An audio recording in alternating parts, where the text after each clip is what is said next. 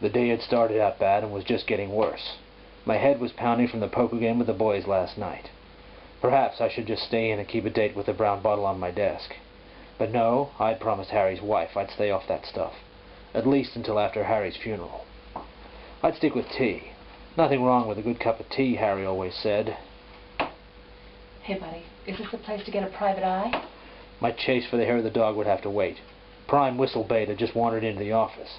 The dame had great gams and a killer smile. What did she want? Why was she here? The only way to find out would be to ask her. But a vamp like that was always trouble with a capital T. A man would have to be wet behind the ears to get mixed up with a looker like that. But I was always a sucker for a pretty pair of peepers. She reminded me of my schoolyard sweetheart, Annie.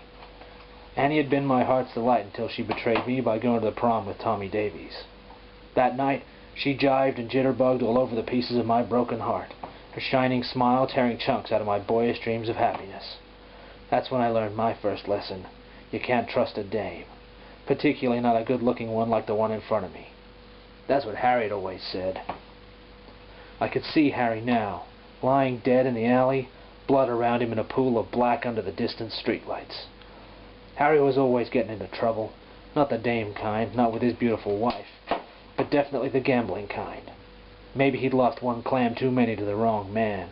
It didn't matter. I'd sworn to find out who was responsible, and I wouldn't rest until Harry had, well, if not justice, then at least revenge. Revenge for Harry, for Molly his wife, and yeah, even for little Harry Jr., who'd never get to see his old man again. Maybe she knew something about what had happened to Harry.